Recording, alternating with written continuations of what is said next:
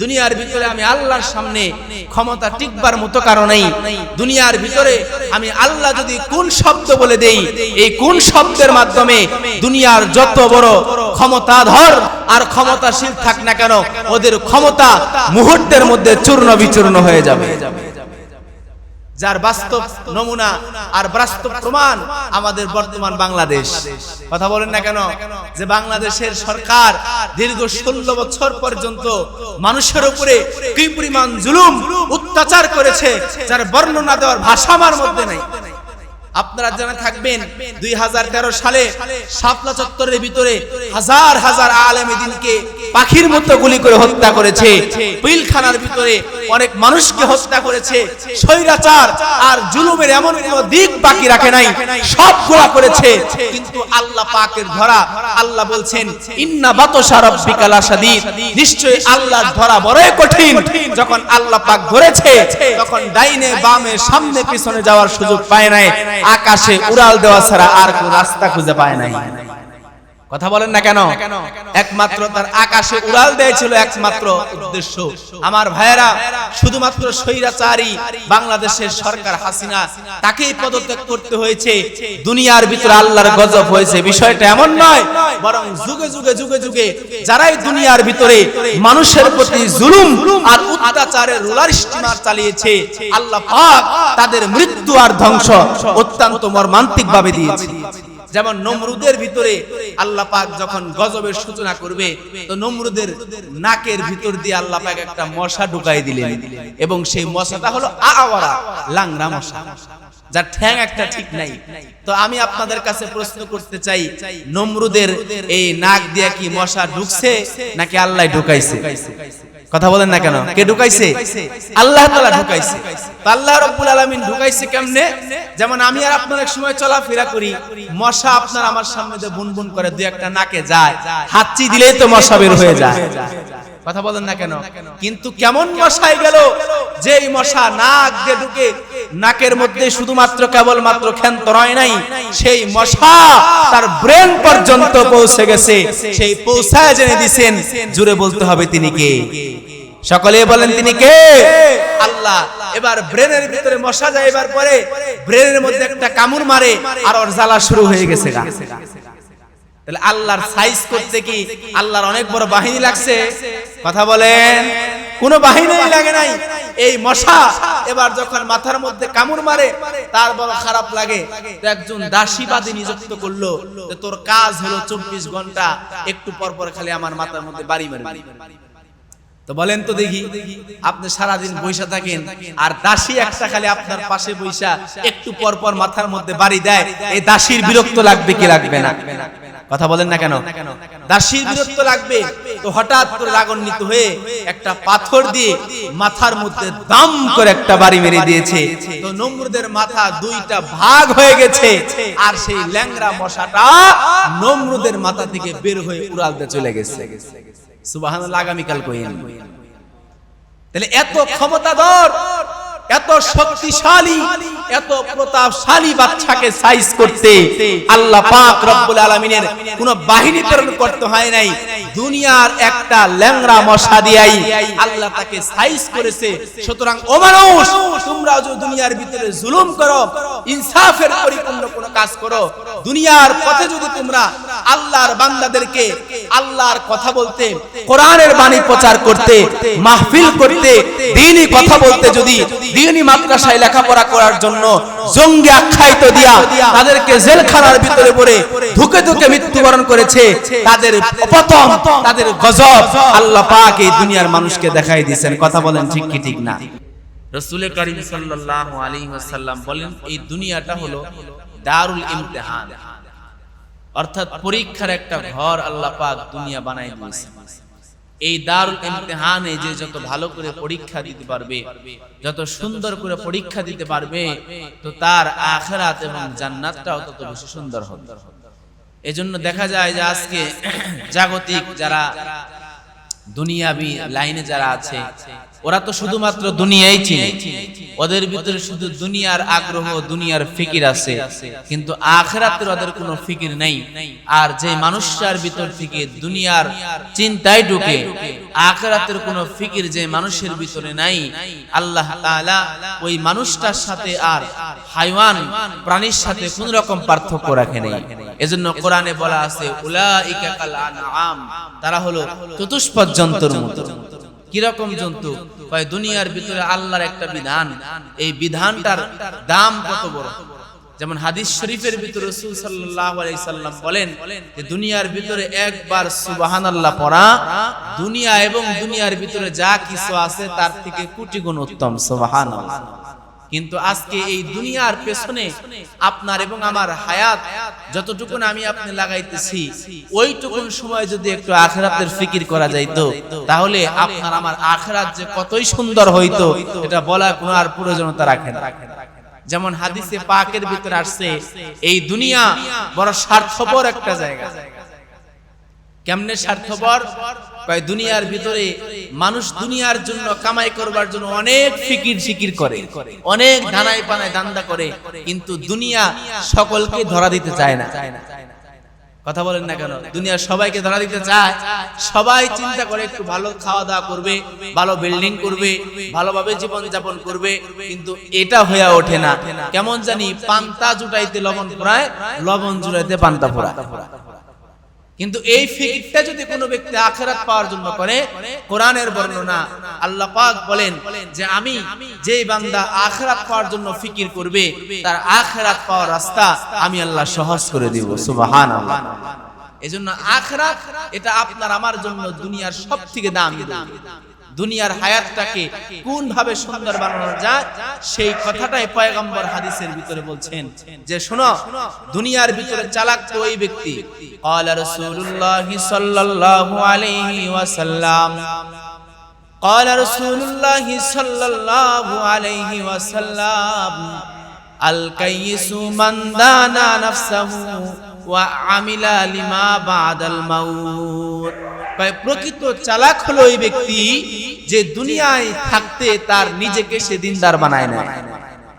বিশেষ করে ছাত্র ভাইরা আপনারা যারা পড়ছেন, তোলাবায়ে কেরাম আপনারা যারা পড়ছেন, আপনাদের খুশ নসিব যে দুনিয়ার হায়াতের ভিতরে সামান্য পরিমাণ ইলমের একটু চর্চার ভিতরে সময় দেওয়া, বলে যে 70 বছর নফল ইবাদতের থেকে বেশি উত্তম। সুবহানাল্লাহ। এজন্য এই সুবর্ণ সুযোগ যে আল্লাহ পাক আমাদেরকে দিয়েছেন, এজন্য আল্লাহর শুকরিয়া করা দরকার আছে না ভাই? কথা বলেন না কেন? আমরা অল্প সময় এখানে বসেছি, হতে পারে মানুষের সংখ্যা কম, কিন্তু সেদিকে আমাদের তাকানোর কোনো দরকার নাই। আমরা যদি অল্প সময় কিছু বসে আল্লাহর দ্বীনই কিছু কথা বলতে পারি, দেখা যাবে এটা আপনার আমার জন্য 70 বছর নফল ইবাদতের দিকে আরো বেশি দামি হবে। যে কথা বলতেছিলাম, ক্বালা রাসূলুল্লাহ সাল্লাল্লাহু আলাইহি ওয়াসাল্লাম, আলাইকুম বিমুজালাসাতিল উলামা। নবী আলাইহিস সালাম বলেছেন দুনিয়া স্বার্থপর, দুনিয়া মানুষকে চিরস্থায়ী থাকতে দেয় না। আজকে দুনিয়ার ভিতরে আছে, কালকে দুনিয়ার ভিতরে থাকবে না।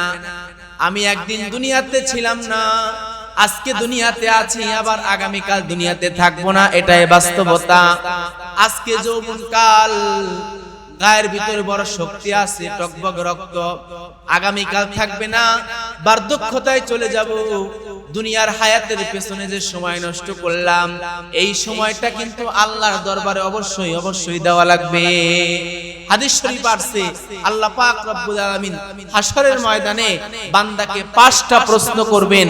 5টা প্রশ্নের জবাব যে পর্যন্ত বান্দা না দিতে পারবে, ততক্ষণ পর্যন্ত বান্দাকে 1 সেকেন্ডও অগ্রসর হইতে দেওয়া হবে না। তার মধ্যে একটা হলো আন আমরিহি ফিমা আফনা।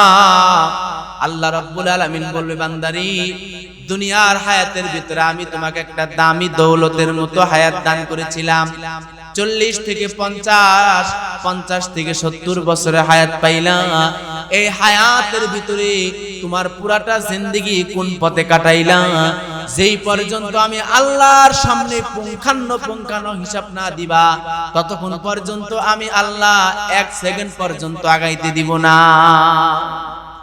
আমার আপনার হায়াতের ভিতরে কত অন্যায় হয়ে গেছে, কত অপরাধ হয়ে গেছে, আমি আর আপনি না বুঝেও কত গুনাহ খাতা করে ফেলেছি। এই হিসাব যদি আল্লাহর সামনে দিতে হয় তাহলে ওই দিন কিন্তু আপনার আমার জাহান্নামে যাওয়া ছাড়া কোনো উপায়ই নাই। কথা বলেন ঠিক কি ঠিক না? জাহান্নামে যাওয়ার ছাড়া উপায় আছে? কোনো উপায় নাই। এমনিতে তো ইবাদত করি না, তারপরে তো আবার এমন অবস্থা হবে যে দুনিয়ার হায়াতের ভিতরে হায়াতের জীবনটা উল্টাপাল্টা। হায়াতটা কি ভাই? উল্টাপাল্টা। অনেক সময় মন চাবে না নামাজ পড়তে, যে মনটা চায় না, ঘুমিয়ে থাকি, কিন্তু ওই সময় যারা বিছানা থেকে দৌড়ায় এসে নামাজে দাঁড়াইতে পারে ওরাই প্রকৃত সুখী, ওরাই প্রকৃত জান্নাতি মানুষ। সুবহানাল্লাহ। এজন্য হায়াতের এই সময়টাকে কাজে লাগানো। দেখেন না, দুনিয়া কিন্তু কাউকে চিরস্থায়ী থাকতে দেয় নাই।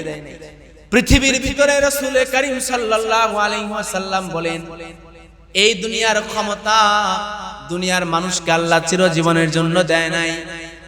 হাদিস শরীফের ভিতরে এসেছে, আল্লাহর পয়গম্বর বর্ণনা করে, শুধুমাত্র একটা এলাকা আর দেশ নয়, বরং এমন তামাম দুনিয়ার রাজত্ব আল্লাহ তাআলা এমন 4 জন বাদশাকে দিয়েছিলেন, যেই 4 জন বাদশার মধ্যে 2 জন ছিল কাফের আর 2 জন ছিল মুসলমান। তারাও কিন্তু দুনিয়াতে থাকতে পারেনি। যেমন ইতিহাসের পাতায় লেখে যে যারা প্রভাবশালী দুনিয়ার ভিতরে তাদের প্রভাব ক্ষমতাটা প্রয়োগ করার জন্য সর্বাত্মক চেষ্টা তারা করেছে, কিন্তু দুনিয়াকে বিদায় এমন ভাবে করতে হয়েছে, বা দুনিয়া তাকে এমন ভাবে বিদায় করেছে, অপমান আর লাঞ্ছনার তখ্তা গলার ভিতরে দিয়েই বিদায় করেছে। যেমন কোরআনের বর্ণনা আছে যে হযরত ইব্রাহিম আলাইহিস সালাম যেই জামানায় ইরাকের বাবেল শহরে যখন আসলেন, তখন পুরা দুনিয়া শাসন করে যে বাদশা, তার নাম হলো নমরুদ। নাম শুনছেন না আপনারা সকলেই? তো নমরুদ পুরা দুনিয়ার খোদাই আর বাদশাহিয়াত দাবি করে বলল, দুনিয়ার কোনো আল্লাহ টাল্লাহ মানি না, আমি একচ্ছত্র খোদা, আমাকেই খোদা মানতে হবে। নাউযুবিল্লাহ, আমাকেই খোদা মানতে হবে। এই জন্য নমরুদ এবার চিন্তা করে দেখলো যে আমি কি যদি একাত্ম খোদা ঘোষণা করতে চাই, তাহলে আল্লাহর বিরুদ্ধে আমাকে যুদ্ধ করতে হবে, আল্লাহর বিরুদ্ধে আমাকে জিহাদ করে আমাকে সেখান থেকে বিজয়ী হইতে হবে। তো হাদিস শরীফে আসছে যে এই নমরুদ আল্লাহর বিরুদ্ধে যুদ্ধ করতে গেছে, আল্লাহ পাক রব্বুল আলামিন হযরত ইব্রাহিম আলাইহিস সালামকে হাসিটা বলতেছেন, ইব্রাহিম তোমার টেনশনের কোনো দরকার নাই, দুনিয়ার ভিতরে আমি আল্লাহর সামনে ক্ষমতা টিকবার মতো কারণ নাই। দুনিয়ার ভিতরে আমি আল্লাহ যদি কোন শব্দ বলে দেই, এই কোন শব্দের মাধ্যমে দুনিয়ার যত বড় ক্ষমতাধর আর ক্ষমতাশীল থাক না কেন, ওদের ক্ষমতা মুহূর্তের মধ্যে চূর্ণ বিচূর্ণ হয়ে যাবে। যার বাস্তব নমুনা আর বাস্তব প্রমাণ আমাদের বর্তমান বাংলাদেশ। কথা বলেন না কেন যে বাংলাদেশের সরকার দীর্ঘ 16 বছর পর্যন্ত মানুষের উপরে কি পরিমাণ জুলুম অত্যাচার করেছে, যার বর্ণনা দেওয়ার ভাষা আমার মধ্যে নাই। আপনারা জানা থাকবেন 2013 সালে শাপলা চত্বরের ভিতরে হাজার হাজার আলেমে দ্বীনকে পাখির মতো গুলি করে হত্যা করেছে, পিলখানার ভিতরে অনেক মানুষকে হত্যা করেছে। স্বৈরাচার আর জুলুমের এমন কোনো দিক বাকি রাখে নাই, সবগুলা করেছে। কিন্তু আল্লাহ পাকের ধরা, আল্লাহ বলছেন ইন্না বাতশা রাব্বিকা লাশাদীদ, নিশ্চয়ই আল্লাহর ধরা বড়ই কঠিন। যখন আল্লাহ পাক ধরেছে তখন ডাইনে বামে সামনে পিছনে যাওয়ার সুযোগ পায় নাই, আকাশে উড়াল দেওয়া ছাড়া আর কোন রাস্তা খুঁজে পায় নাই। কথা বলেন না কেন? একমাত্র তার আকাশে উড়াল দিয়েছিল একমাত্র উদ্দেশ্য। আমার ভাইয়েরা, শুধুমাত্র স্বৈরাচারী বাংলাদেশের সরকার হাসিনা, তাকেই পদত্যাগ করতে হয়েছে। দুনিয়ার ভিতরে আল্লাহর গজব হয়েছে, বিষয়টা এমন নয়, বরং যুগে যুগে যুগে যুগে যারাই দুনিয়ার ভিতরে মানুষের প্রতি জুলুম আর অত্যাচারের রোলার স্টিমার চালিয়েছে, আল্লাহ পাক তাদের মৃত্যু আর ধ্বংস অত্যন্ত মর্মান্তিক ভাবে দিয়েছে। যেমন নমরুদের ভিতরে আল্লাহ পাক যখন গজবের সূচনা করবে, তো নমরুদের নাকের ভিতর দিয়ে আল্লাহ পাক একটা মশা ঢুকাই দিলেন, এবং সেই মশাটা হলো আওয়ারা লাংড়া মশা, যার ঠ্যাং একটা ঠিক নাই। তো আমি আপনাদের কাছে প্রশ্ন করতে চাই, নমরুদের এই নাক দিয়ে কি মশা ঢুকছে নাকি আল্লাহ ঢুকাইছে? কথা বলেন না কেন? কে ঢুকাইছে? আল্লাহ তাআলা ঢুকাইছে। তো আল্লাহ রাব্বুল আলামিন ঢুকাইছে কেমনে? যেমন আমি আর আপনার এক সময় চলাফেরা করি, মশা আপনার আমার সামনে দিয়ে বুনবুন করে দুই একটা নাকে যায়, হাঁচি দিলেই তো মশা বের হয়ে যায়। কথা বলেন না কেন? কিন্তু কেমন মশাই গেল যে এই মশা নাক দিয়ে ঢুকে নাকের মধ্যে শুধুমাত্র কেবলমাত্র ক্ষান্ত হয় নাই, সেই মশা তার ব্রেন পর্যন্ত পৌঁছে গেছে। সেই পৌঁছায় জেনে দিবেন, জুড়ে বলতে হবে তিনি কে? সকলে বলেন তিনি কে? আল্লাহ। এবার ব্রেনের ভিতরে মশা যাইবার পরে ব্রেনের মধ্যে একটা কামড় মারে আর ওর জ্বালা শুরু হয়ে গেছে। তাহলে আল্লাহর সাইজ করতে কি আল্লাহর অনেক বড় বাহিনী লাগছে? কথা বলেন, কোনো বাহিনী লাগে নাই।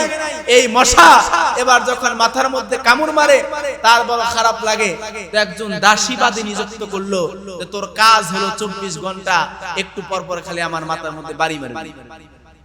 তো বলেন তো দেখি, আপনি সারাদিন বৈশা থাকেন আর দাসী একটা খালি আপনার পাশে বৈশা একটু পর পর মাথার মধ্যে বাড়ি দেয়, এই দাসীর বিরক্ত লাগবে কি লাগবে না? কথা বলেন না কেন? দাসীর বিরক্ত লাগবে। তো হঠাৎ করে রাগান্বিত হয়ে একটা পাথর দিয়ে মাথার মধ্যে দাম করে একটা বাড়ি মেরে দিয়েছে। তো নমরুদের মাথা দুইটা ভাগ হয়ে গেছে, আর সেই ল্যাংড়া মশাটা নমরুদের মাথা থেকে বের হয়ে উড়ালতে চলে গেছে। সুবহানাল্লাহ। আগামীকাল কইেন। তাহলে এত ক্ষমতাধর, এত শক্তিশালী, এত প্রতাপশালী বাচ্চাকে সাইজ করতে আল্লাহ পাক রব্বুল আলামিনের কোন বাহিনী প্রেরণ করতে হয় নাই। দুনিয়ার একটা ল্যাংড়া মশা দিয়াই আল্লাহ তাকে সাইজ করেছে।